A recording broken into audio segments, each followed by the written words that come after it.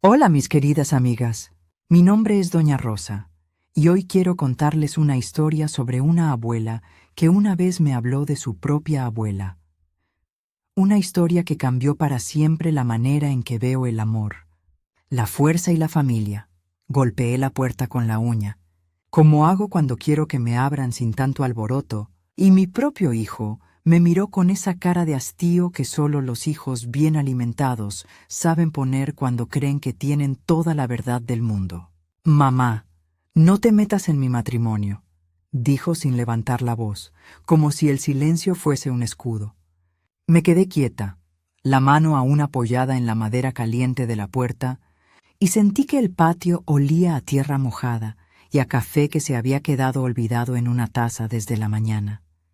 Me dejó ahí, en el umbral, con la memoria afilada como cuchillo viejo. Fue entonces cuando recordé a la mujer que me enseñó a coser botones con paciencia, a doblar servilletas como pequeños barcos y a esconder sobres importantes dentro de un frasco de vidrio. Mi abuela, la que yo llamaba simplemente abuela Teresa, nunca permitió que nadie la apagara. Esa mujer me habló una vez, en voz baja, de cómo había recuperado la casa que ella misma había regalado.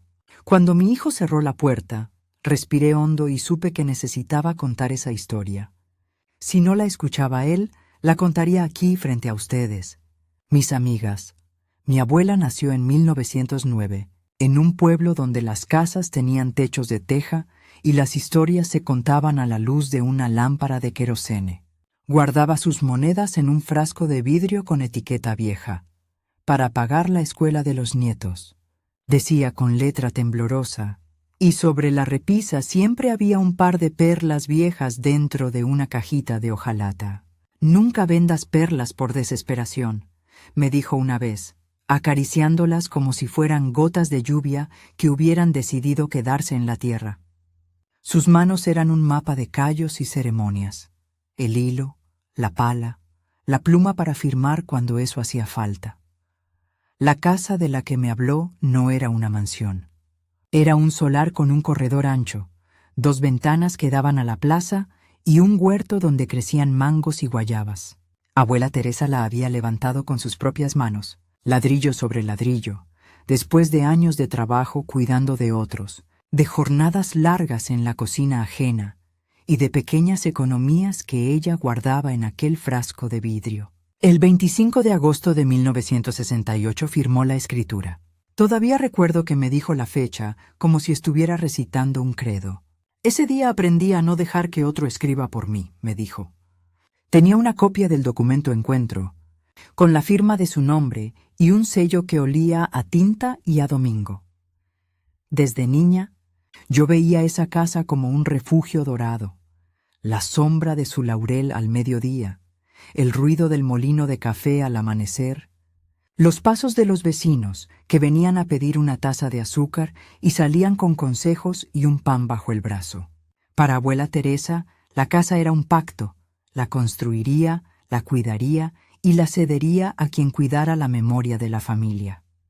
Así nació la promesa que, años después, se enredaría como soga en los pies de quienes menos se lo esperaban. Ella creó un cuaderno donde anotaba promesas y nombres. Escribía con pluma cada compromiso. «La casa para los que guarden las cartas», decía en una línea y luego otra más pequeña. «Primero, Elías, cuidar el terreno». No se lo contó a todo el mundo. La promesa fue un vínculo entre el corazón y la tinta. Los primeros años transcurrieron entre tamales, curados de cabrito y noches de lluvia en que la abuela me tejía medias y me murmuraba historias de su propia madre. Pero la vida tiene maneras de convertir las mejores intenciones en papeles doblados y olvidados. A medida que crecí, mi abuela hizo algo que hoy me parece casi profético. Guardó la escritura original dentro de un sobre amarillo y el sobre dentro del frasco de vidrio donde tenía las monedas. Dijo que allí moriría si era preciso, antes que caer en manos de cualquiera que no respetara su palabra. «No confíes en la prisa del que promete con la boca», me dijo, y golpeó el frasco como quien cierra un cofre. Ese frasco, supongo, Fue su manera de poner tiempo y paciencia entre ella y el mundo. Con los años, los nombres cambiaron. Gente del pueblo vino y fue. Algunas promesas se cumplieron, otras se rompieron. Hubo un momento en que el nieto preferido, un muchacho de manos inquietas llamado Elías, se quedó a vivir en la casa. Abuela Teresa, ya con las rodillas cansadas y la vista menos clara, hizo algo que nos pareció generoso. Le entregó la casa a él. No la vendió. La cedió, como quien deja un tesoro en custodia, esperando que la sangre y el cariño la cuidaran. Firmaron papeles, se intercambiaron abrazos, hubo vino de caña esa noche. El dueño, sobre el papel, era Elías. Ella dijo: «Cuida la casa, cuida la memoria», y me apretó la mano con fuerza. Lo que nadie vio venir fue como la gratitud se frunciría en fastidio. La custodia se volvió naturalidad y la naturalidad en derecho. Mis amigas saben lo que es dar sin medir. Dan porque tienen que dar, y cuando no reciben verdad a cambio, lo que queda es vacío. Elías empezó a tratar la casa como si fuese suya desde siempre. Empezó a cambiar las baldosas, a poner una puerta que no combinaba, y lo más triste, a cerrar el portón cuando veía a la abuela pasar por delante. «Es mía», decía, y su voz tenía algo del que no quiere devolver una cosa prestada. Recuerdo el día que la abuela fue a pedirle que no arruinara el huerto. Fue una mañana de octubre, las naranjas colgaban pesadas y la brisa traía olor a pan recién hecho. Abuela llegó con su delantal blanco, las manos llenas de cicatrices y una frase preparada. «El sabor de la naranja no cambia por quien la talla. Respeta lo que fue». Elías la miró desde la puerta, con la mano en la bocina del auto, y le dijo: «Abuela, ya es mi casa. No me vengas con esas lecciones». Ella le ofreció una taza de café y él la dejó con la taza fría en la mano. Nunca he olvidado la forma en que la abuela volvió a casa, apoyada en su bastón, como si cada paso costara un recuerdo. Me dolió verla pequeña frente a la mirada de un hombre joven que creía que la propiedad borraba las deudas del corazón. Ella no quiso pelear con gritos ni escándalos. Era más astuta. A la semana, cuando Elías creyó que todo estaba resuelto, la abuela me llamó sigilosamente. Había amanecido con la determinación de quitar la casa si hacía falta, no para hacer daño, sino para recuperar la dignidad que se le negaba. «Rosa», me dijo, «cuando alguien confunde tu bondad con debilidad, es hora de enseñarles cómo se guardan las cosas importantes». Sus ojos, a pesar de los años, brillaban con la misma lucidez que cuando tejía. Me dio instrucciones y me enseñó, como siempre, que la paciencia es, muchas veces, trampa de los débiles, pero también herramienta de los que saben cuándo golpear. Empezó por revisar el frasco de vidrio. Con cuidado, lo desenroscó y tiró las monedas en la mesa. Sonrieron como peces antiguos. Entre ellas, el sobre amarillo apareció como una promesa teñida del tiempo. No lo abrió delante de mí. Lo guardó en el bolsillo del delantal y me dijo: «Siempre hay papeles que pesan más que las palabras». Esa noche vino a mi casa y dejó en mi mesa un cuaderno con fechas, nombres y deudas de cariño. Me pidió que fuera su testigo, que supiera lo que había pasado y que guardara la copia de la escritura que ella me había dado. «Si algún día me faltan las fuerzas, que alguien recuerde lo que hemos hecho», murmuró. La primera maniobra fue simple y casi teatral. La abuela fue al registro civil con la copia que tenía. Pidió ver los libros antiguos y comprobó una anomalía en la firma de la nueva escritura. «La tinta se corrió el día 12 de septiembre de 1974», dijo el funcionario entre papeles, y su voz tuvo el aburrimiento que usan los que creen que los documentos son más importantes que las personas. Abuela Teresa sonrió y dijo que llevaría paciencia. Esa paciencia que ya les mencioné, la que no es resignación sino estrategia. Empezó una pequeña campaña de memoria.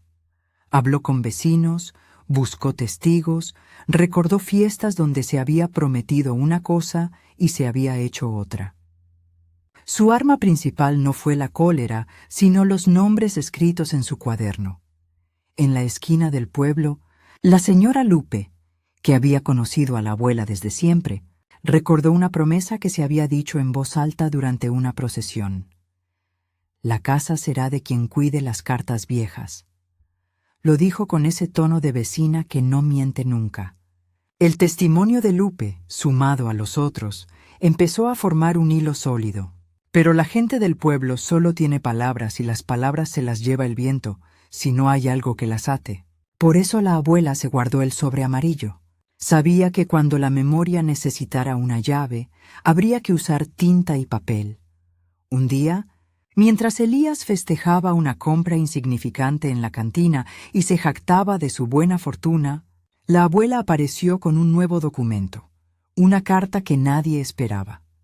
No era un documento legal, no tenía sello de notaría, pero tenía algo que a veces pesa más que los sellos, la verdad de una promesa verbal recogida en papel. La carta decía que Elías había aceptado cuidar la casa hasta que la familia decidiera lo contrario, que su cesión no era venta y que, en caso de incumplimiento, la casa volvería a manos de quien la había creado. Había una fecha, 12 de marzo de 1976. Había firmas. Había la letra temblorosa de la abuela y la de 2 vecinos que habían visto todo. La carta olía a tinta y a café, y sus palabras se movían como si fueran latidos. Elías la miró con crueldad y la soltó en un cajón. La devolvió con indiferencia. ¿Saben ustedes qué hace la indiferencia con una mujer que toda su vida contuvo el mundo en un frasco de vidrio? La convierte en fuego. Empezó sin estruendo a actuar. Habló con el escribano de su pueblo, presentó testigos y pidió que se revisara la naturaleza de la cesión. No gritó. Hizo lo que aprendió. Llamó al pasado con documentos y lo obligó a presentarse en la plaza del pueblo. La gente miraba extrañada. ¿Cómo una mujer que había dado una casa podría reclamarla de vuelta? Era para muchos un gesto de locura o de vanidad. Pero yo había visto cómo la abuela recogía las piezas dispersas de su dignidad y las cosía con hilo fuerte. Ella no buscaba venganza. Buscaba restituir el orden de lo que había sido. «No es el ladrillo lo que me duele», me dijo una noche mientras cosía. «Es que creen que lo que se da sin testamento se puede pisotear». La primera noche que mi abuela empacó unas pocas cosas y durmió en la sala solo para demostrar que la casa seguía siendo lugar de memoria, los perros del vecindario la miraron como a un asunto que se resolvía con ladridos. Pero algo cambió. Las voces de la gente empezaron a dividirse. Algunos decían que la abuela exageraba. Otros comenzaron a recordar cómo, en sus propias casas, alguien había quebrado una promesa. Una persona no puede sostener una verdad sola por mucho tiempo. Necesita el eco de otros corazones. Cuando el conflicto se volvió visible, Elías empezó a actuar con más dureza. Puso un letrero de «Se vende» junto a la puerta principal. No es necesario que les diga cómo se siente ver la casa de tu infancia con un cartel que promete ser despojo. La abuela, en lugar de desesperarse, fue a la municipalidad con su cuaderno, sus testigos y el sobre amarillo dentro del bolsillo. Allí presentó todo. La persona del registro abrió los papeles y se quedó en silencio. La tinta, las fechas y la memoria eran una madeja difícil de negar. Un día me llamó y me dijo: «Rosa, necesito que vayas a la casa. Toma la copia que te di. Es hora de que alguien más se siente en la cocina mientras yo hablo con los que tienen la pluma». Yo fui, no por ella, aunque la quiero con locura, sino porque siempre he creído que cuando una mujer defiende su voz, toda la comunidad escucha. Me senté en la mesa de la cocina, la taza de café todavía humeante, el frasco de vidrio cerrado a un lado. Miré la puerta y detrás de ella, la sombra de una figura que había olvidado que las promesas pesan más que los papeles. Fue en ese instante cuando alguien tocó la ventana con fuerza. Ella abrió, y lo que vi me dejó sin aliento. Unos ojos que conocía desde niña brillaban con una resolución que no había visto antes en ellos. La ventana se abrió y, detrás del vidrio empañado por la lluvia de la tarde, apareció la silueta de la señora Lupe. No la reconocí al principio, porque traía un sombrero que no solía usar y una mirada tan decidida que parecía haberse comido años de suspiros. «Vengo por la verdad», dijo, y su voz, esa voz que hasta entonces había sido recordada como un murmullo en la plaza, se convirtió en campana. Sentí que el aire de la cocina se volvía denso. El aroma a café, a leña y a papel viejo me golpeó la cara como una ola vieja. Lupe entró y se sentó sin pedir permiso. «Hace años firmen una promesa en la iglesia, delante de la Virgen del Carmen», empezó, y mientras hablaba, mi abuela apretó la mano que yo le ofrecía. La sala se llenó de nombres, mujeres que habían sido testigos, hombres que recordaban haber visto la firma de mi abuela con la tinta aún húmeda. Cada recuerdo fue una piedra que mi abuela colocaba con una paciencia que ya no era paciencia, sino puntería. Me estremezco aún recordando cómo recogía esas bolas de memoria y las lanzaba hacia la verdad. Elías se presentó la semana siguiente con un hombre de traje gris que olía a colonia fuerte y papeles nuevos. Tenía un abogado. No era un hombre del pueblo. Lo vi entrar, ponerse en la sala con la seguridad de quien compra pan todos los días y piensa que las panaderías le deben favores. «Señora Teresa», dijo inclinando la cabeza con una educación que olía a mensajería, «la ley no ve promesas de cafés ni escritos en cuadernos. Aquí lo que funciona son escrituras y transferencias». El tono era medido, correcto, como si leyera un guión. Sentí la rabia encenderse en la abuela, pero no salió en llamas. Salió con la frialdad de quien ha ahorrado paciencia como si fuera dinero. Su primera maniobra fue clínica. Pidió una copia de la escritura que Elías decía poseer. Cuando la trajeron, la abuela la extendió sobre la mesa. La miró con la misma intención con la que uno examina el rostro de un viejo amigo que ha cambiado demasiado. Las letras no encajaban. La firma que figuraba como mía, de mi abuela, tenía un trazo que jamás había hecho. Una inclinación extraña en la T, una curva que no pertenecía a su temblor. «Se falsifican las manos cuando se busca lo que no es propio», dijo abuela en voz baja. Era la clase de afirmación que no estaba dirigida solo al papel, sino a la conciencia del hombre que se creía dueño. Me pidió que recordara la caligrafía de su madre. Le conté la historia de la abuela que escribía con pluma y que, cuando la lluvia le corría la tinta, decía: «La tinta se va, pero el recuerdo se queda». Esa frase fue la llave que la abuela usó para buscar lo que nadie se imagina. No solo testigos, sino pruebas materiales de la verdad. Volvió a su frasco de vidrio, tomó el sobre amarillo y lo abrió con manos que no temblaban, a pesar de todo. Sacó la escritura original, la fechó, la olió, como si en la tinta viviera el latido de un juramento, y luego dijo: «Mañana iremos al notario. No puedo llevarme a la gente a la plaza con la saliva en la boca. Necesito tinta que responda con tinta». Las semanas siguientes se convirtieron en una pequeña tormenta. La abuela fue a la notaría con una paciencia que no pedía clemencia sino justicia. Yo fui con ella porque a su lado uno aprende a sostener la mirada cuando la vida intenta confundir. Presentó la escritura original, la carta de 1976, las firmas de los testigos, las fechas y las fotografías donde se la veía joven, sosteniendo la casa en su propia espalda, con la cinta de medir colgando del cuello. El escribano, un hombre que había visto muchas verdades cambiar por una firma, me miró y dijo: «Esto no se ve todos los días». Tomó una lupa, rascó con los dedos la tinta y alzó la voz: «Esta firma no corresponde a la de la escritura que Ud dice». Fue una frase pequeña que sonó como trueno. La noticia se acercó al pueblo como el rumor de un río que crece. Algunos la miraban con curiosidad, otros con temor.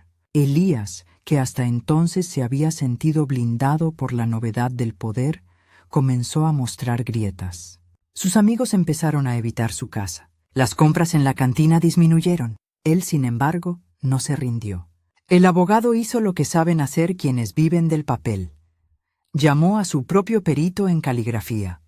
Trajo un informe que decía que la firma era válida. Trajo además una copia de lo que llamaban contrato de compraventa, un papel con sello, fecha y la promesa de que la casa ya no pertenecía a mi abuela. Al ver ese papel, la abuela no se ofuscó. Sonrió con algo de lástima. Sus ojos se volvieron hacia mí y murmuró: «A veces las personas creen que el papel con un sello es una capa impermeable. Olvidan que la tinta también se puede comparar».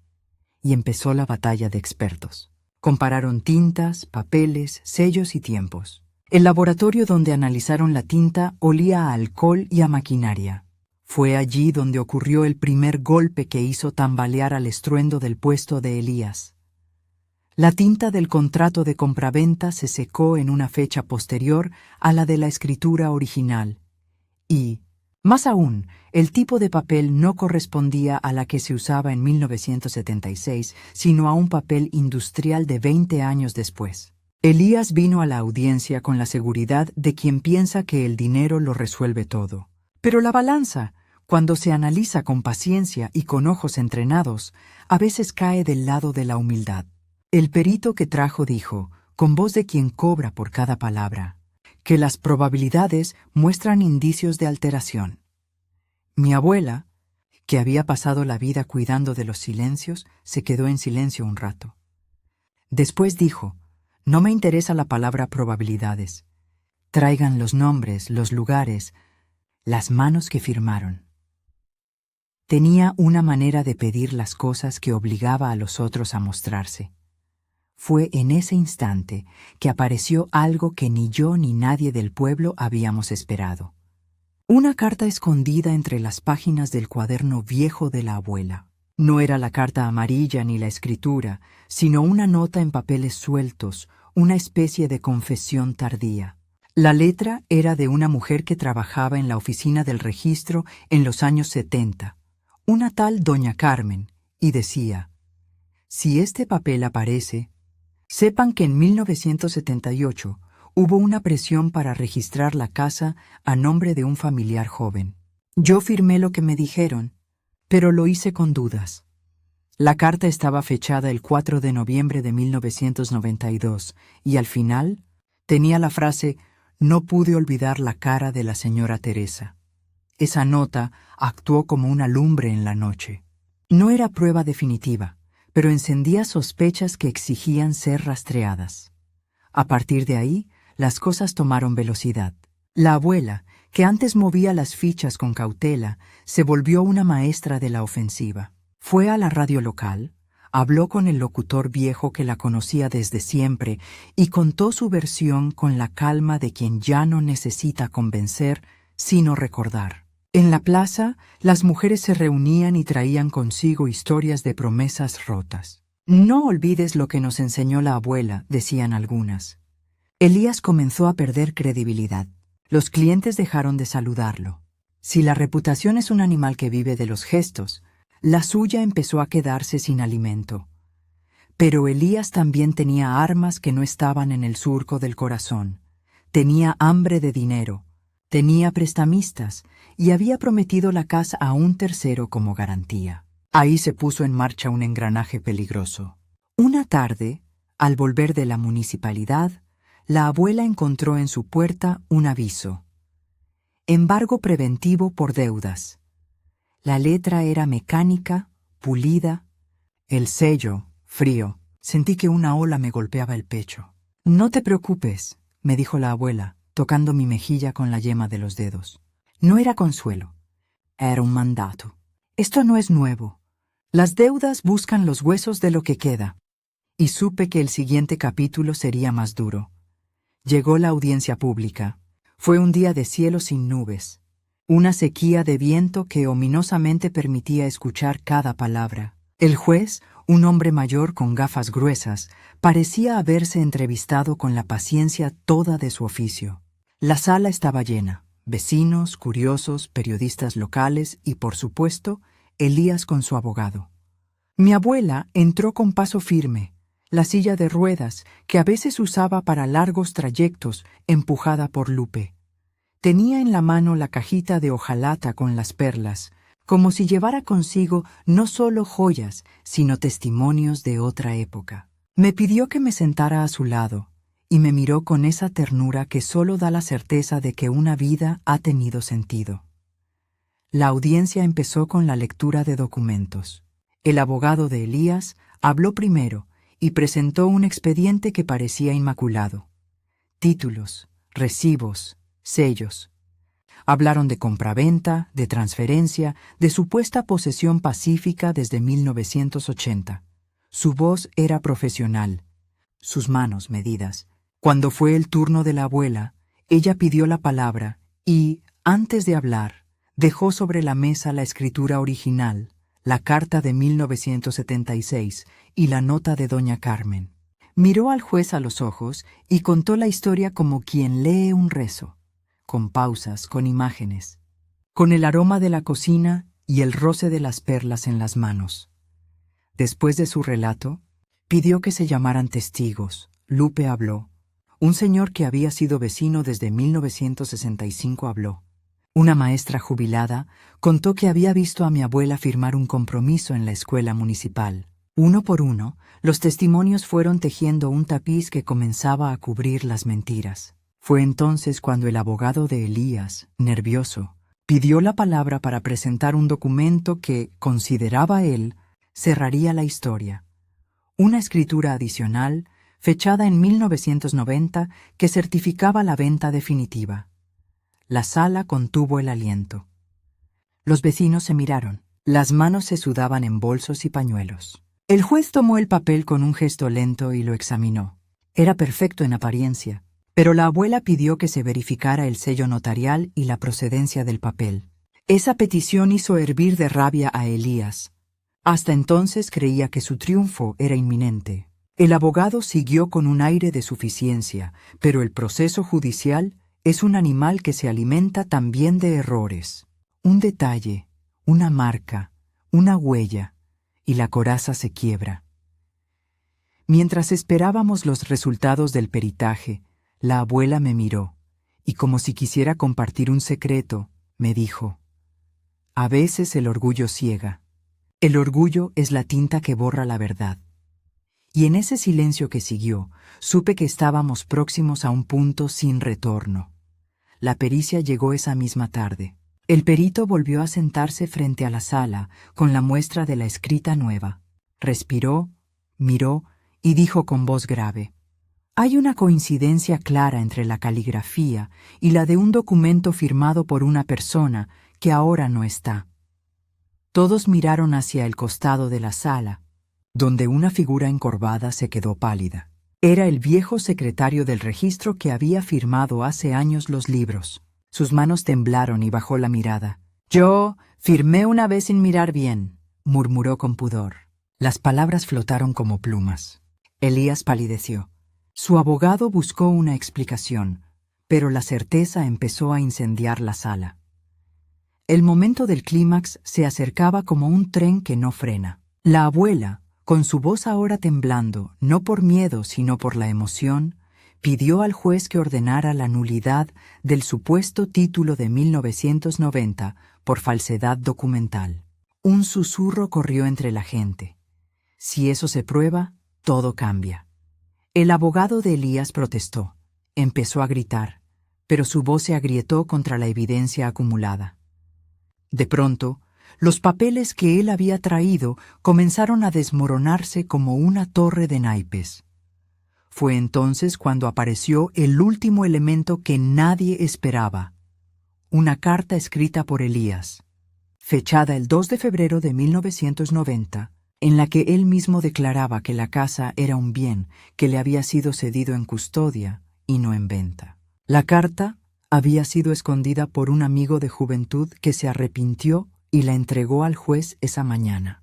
En ella, Elías describía con crudeza su temor de no poder pagar deudas y su tentación de asegurar el futuro ofreciendo la casa como garantía, pero aclaraba que nunca estuvo en sus intenciones disponer de ella de forma definitiva sin la autorización de la familia. Cuando la carta fue leída en voz alta, El silencio en la sala fue tan denso que se podía cortar con una tijera. Todos miraron a Elías. Sus ojos, antes seguros, ahora estaban vacíos, como quien mira el borde de un precipicio y piensa que la caída será larga. La abuela dejó caer la mano sobre la mesa, como si sostuviera allí el peso de todas las historias. «No busqué esto para humillar a nadie», dijo, y su voz tembló como una campana que anuncia algo solemne. «Busco justicia y memoria. Si para eso debo perder algo, que se diga. Pero no permitiré que me roben la dignidad».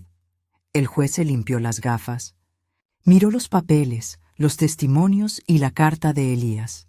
Luego miró a la abuela y, con una voz que había practicado la paciencia, dijo: «He aquí pruebas suficientes para ordenar una revisión exhaustiva y, de hallarse irregularidades, declarar la nulidad del título».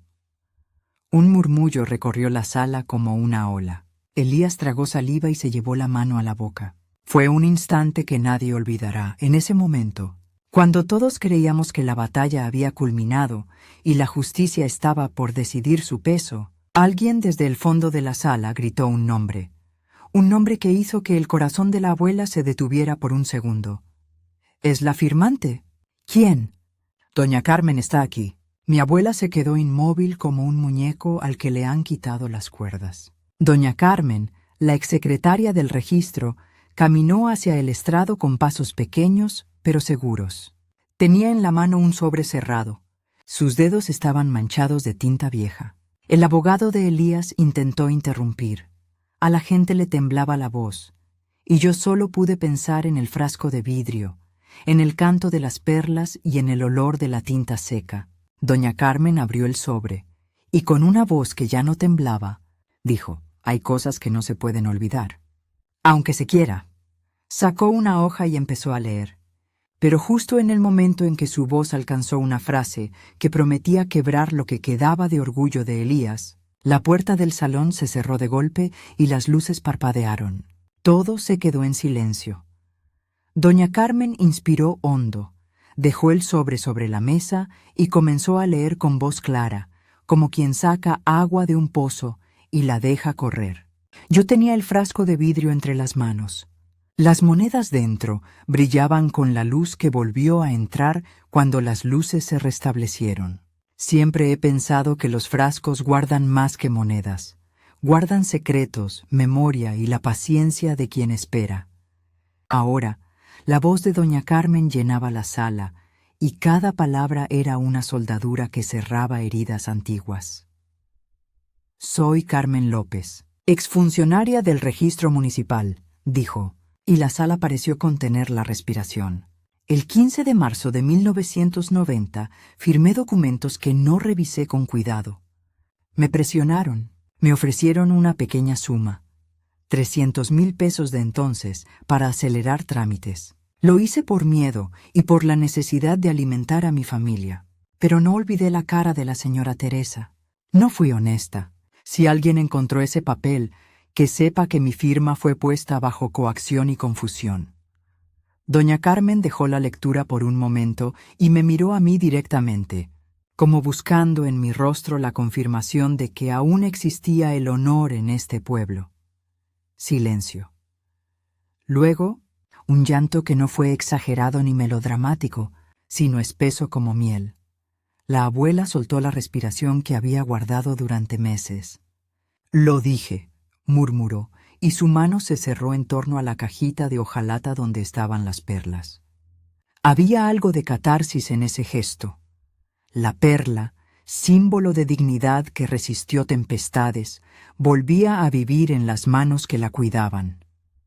Doña Carmen entregó al juez una copia de su nota, junto con otros documentos que acreditaban que en 1990 existieron pagos y presiones para favorecer la inscripción a nombre de terceros. Entonces vino la parte técnica. La pericia complementaria confirmó lo que nuestras miradas ya sospechaban. La escritura de 1990 tenía indicios de manipulación. El sello del registro mostraba alteraciones y, lo más decisivo, Los movimientos bancarios demostraban traslado de fondos hacia cuentas vinculadas indirectamente a Elías. La suma, traducida al valor de aquellos años, era de 300,000 pesos. Hoy, ajustada por la inflación, representaba una porción significativa de la economía local. Hubo un informe pericial que relacionaba transferencias, firmas y sellos. Palabras secas, números, pero que dijeron mucho. Hubo intento deliberado de disfrazar una custodia como venta. El juez, con su voz que ya conocíamos de otras audiencias, tomó todo en cuenta. Las pruebas, los testimonios de los vecinos, la carta de doña Carmen y la propia confesión escrita por Elías que había aparecido antes. Con calma, dictó la nulidad de la escritura de 1990 y ordenó la restitución de la posesión a favor de la sucesión de la señora Teresa, bajo la condición de que las cargas y las deudas oportunamente comprobadas fueran resueltas por quien generó las mismas. En palabras del juez, no puede prosperar la legitimación de un acto cuando éste se erige sobre la falsedad y la coacción. Mi abuela asintió, y en sus ojos había gratitud mezclada con la fatiga de quien ganó una gran batalla. La restitución no fue automática.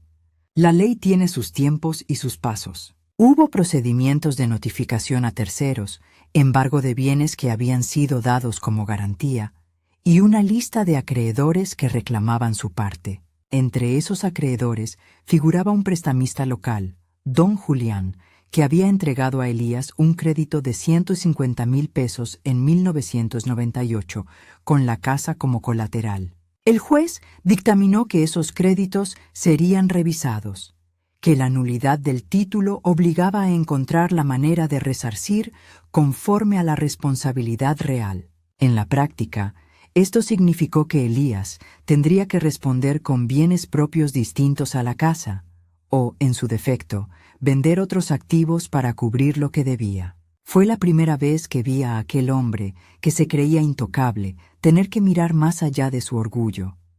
La comunidad, que había estado dividida, comenzó a cerrar filas a nuestro favor. No por altruismo siempre, sino por ese sentido de justicia que late en la vida cotidiana. Si a uno le quitan la dignidad, mañana pueden quitársela a cualquiera. La señora Lupe organizó una colecta modesta para ayudar con gastos legales. Algunos aportes fueron 20 pesos, otros 100. Nadie dio lo que no tenía, pero todos pusieron algo. El frasco de vidrio que la abuela guardaba, en ese momento, dejó de ser solo contenedor y se volvió símbolo. Lo llevamos al juzgado como una reliquia. Lo abrimos y contamos las monedas en público, como si anunciar lo pequeño fuera la mejor prueba de lo grande.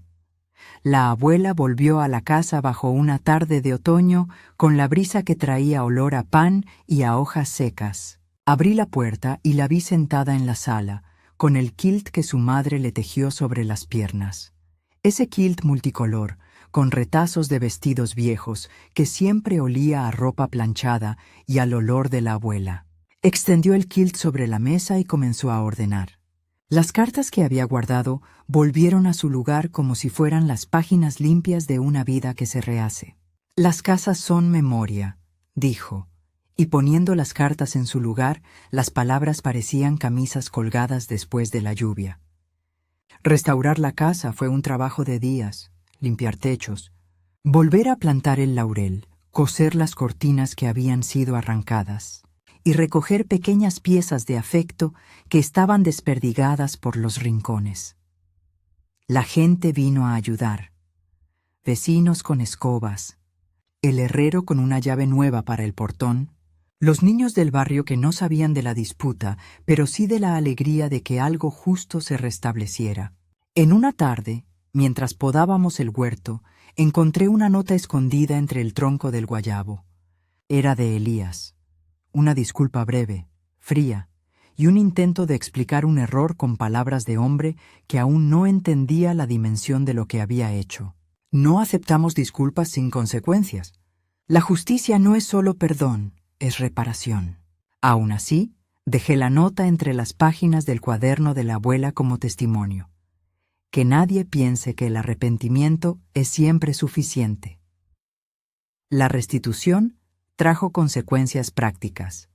El embargo sobre la casa se levantó, los papeles quedaron claros y la sucesión de la señora Teresa quedó como titular. El juez fijó una multa ejemplar contra el perito que participó en la falsificación y ordenó una investigación administrativa contra el funcionario del registro que facilitó los trámites.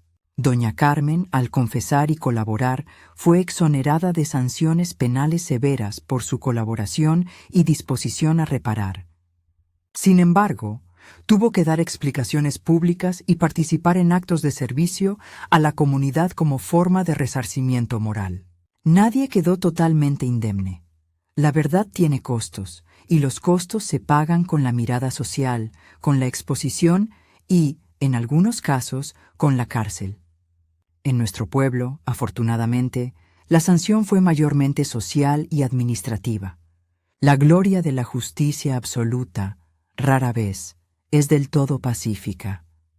La vida en la casa volvió a la calma, pero la calma de alguien que ha mirado un abismo y sigue viviendo. La abuela decidió no volver a dormir en la habitación principal por unas semanas. Decía que los muros estaban sudados por lo que habían visto, que necesitaban aire. Puse las perlas viejas en un pequeño altar sobre la repisa de la cocina y las limpié con una tela suave. Brillaron como testigos. Las cartas volvieron a su frasco amarillo y, esta vez, la abuela las marcó con fechas y nombres, como si quisiera que nadie olvidara la lección. En la cocina, mientras servía agua para el café, me contó la historia de cómo su propia madre le había enseñado a no negociar la dignidad por dinero. Mi abuela me dijo, no vendas tus perlas por hambre temporal, págalas con trabajo, no con renuncias. Eso quedó como sentencia. Hubo una escena de encuentro inesperado. Elías vino a la casa unas semanas después, con la camisa planchada y la frente sudada por la vergüenza. Traía una carta dirigida a la abuela y una bolsa con documentos relativos a bienes que se comprometió a vender para pagar sus deudas. Entró con paso inseguro y pidió hablar. No fue una escena de reconciliación paternalista, fue una conversación amarga y honesta. «Abuela», dijo con voz baja, «me equivoqué. No entendí que la casa era más que un bien, era un pacto. Perdóname». La abuela lo miró larga y profundamente, y en sus ojos no hubo rencor sin medida, solo la gravedad de una mujer que ha conocido la vida y sabe que el perdón no borra la responsabilidad. Le dijo que podía ayudarlo, pero no sin condiciones, que asumiera su deuda, que pidiera perdón públicamente en la plaza y que trabajara para reparar el daño que había causado, no solo económico, sino también social. Elías aceptó.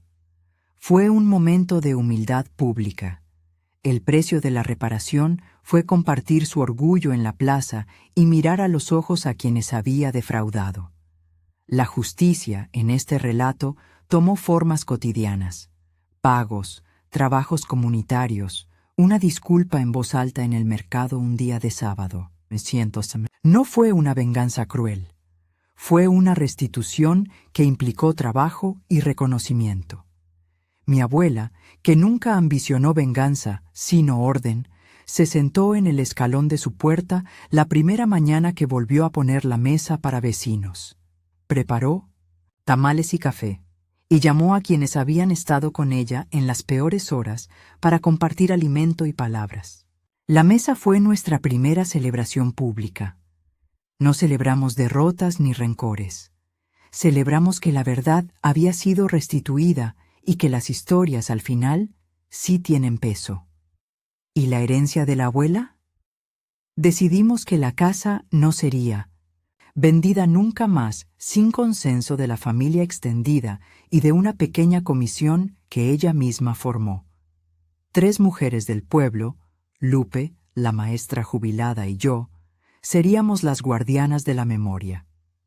Se redactó un pequeño reglamento, con fecha y firma, 12 de octubre de 1992, donde se establecía que la casa sería patrimonio comunitario y un lugar de encuentro para las mujeres mayores del pueblo.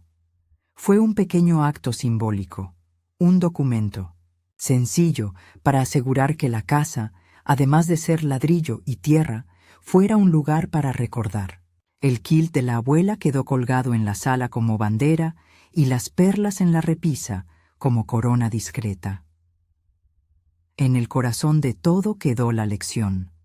La dignidad no se vende, y la memoria puede ser un juez implacable. La abuela me enseñó que las casas que se construyen con trabajo y promesas necesitan más que paredes, necesitan reglas, testigos y cuidado. No es suficiente querer bien a quien te cuida, me dijo una tarde. Hay que asegurarlo en papel y en palabra. Fue una lección dura, pero real. Moral aside, no confíen en la prisa del que promete. La prisa cubre muchas veces la trampa. Con la calma restaurada, la abuela retomó los pequeños ritos que siempre la definieron. La molienda del café al amanecer, la costura de los dobladillos, la visita a la iglesia los domingos. Me enseñó otra vez a hacer la receta de las empanadas, que su propia abuela hacía en las festividades de octubre. Masa fina, dulce de guayaba y un toque de anís. Mientras amasábamos, me dijo: la vida te enseña a no guardar rencor en la panza. Guárdalo en la memoria para no repetirlo. Esas frases pequeñas son, en su simpleza, un código de supervivencia. Con el tiempo, los vecinos dejaron de mirarnos, con curiosidad morbosa, y empezaron a venir a la casa como se visita un árbol viejo que ofrece sombra. Se hicieron pequeñas reuniones, tardes de cuentas, de bordado y de lectura en voz alta. La abuela organizó una biblioteca con cartas y documentos históricos del pueblo. Cuando alguien preguntaba por qué guardar todo eso, ella respondía: para que aprendan que las palabras también pueden ser herramientas y no solo adornos. Y así, la casa que casi se pierde se convirtió en archivo vivo de nuestras vidas. No quiero ocultar que hubo días en los que pensé que la justicia no alcanzaría. Hubo noches en que el miedo volvía, que la casa podría ponerse en venta, que una firma bastaría para decidir lo que sentimos como propio. Pero la verdad, como el café que se hace lento, se despliega con paciencia y con la ayuda de algunos que no se rinden. Moral aside: la verdad necesita testigos, cuida a tus testigos. Hoy, sentado yo en el corredor, con la sombra del laurel moviéndose, al compás de una tarde perezosa, veo a la abuela en la cocina. Sus manos ya no son las mismas que levantaron ladrillos, pero su mirada conserva el brillo que solo tienen quienes han ganado batallas legítimas. Me llama para que pruebe las empanadas. Lleva el kilt sobre los hombros como quien entra al templo, y en la repisa las perlas centellean. A veces abro el frasco de vidrio y cuento las monedas con ella. No porque lo necesitemos, tenemos lo suficiente, sino porque contar es recordar, y recordar es prevenir. El destino de Elías quedó escrito en otras páginas. Tuvo que vender una pequeña parcela de tierra que heredó de su padre para pagar deudas y multas. Trabajó en obras públicas durante 2 años como parte de un acuerdo de reparación y se presentó en la plaza para pedir perdón. Algunos le dieron la espalda, otros aceptaron su esfuerzo. Tal vez no sea mi tarea juzgar su alma, sino atestiguar lo que la vida le pidió pagar. Él perdió algo más que una casa. Perdió la facilidad de creerse dueño sin mérito. En el fondo, eso también fue una lección. Antes de despedirme, quiero decirles algo que aprendí de mi abuela y que quiero que guarden como quien guarda una semilla. Las pertenencias son valiosas, sí, pero más valiosa es la memoria que las sostiene. Si no hay testigos, la historia se vuelve un paisaje sin árboles. Un frasco de vidrio puede proteger una escritura. Unas perlas pueden recordarnos la dignidad y un kilt puede abrigar la historia de 3 generaciones. No les pido que vivan encerradas en papeles, sino que anoten lo importante, que guarden cartas, en lugares seguros y que nombren testigos cuando prometan algo. Es un acto de amor, no de desconfianza. La abuela me tomó la mano y con esa voz que ya conocen, me dijo: Rosa, cuida las historias. No las dejes en manos del olvido ni de la prisa. Yo le contesté que lo haría, que todas las historias que ella me había contado vivirían ahora en la casa y en la plaza. Que sirvan para que otras mujeres no se callen, añadió. Su mirada se perdió en el huerto donde los mangos ya cuelgan promesas de verano. Si esta historia tocó su corazón, compártanla con alguien que valore sus recuerdos familiares. Y no olviden suscribirse. Este viejo corazón aún tiene muchas historias que contar.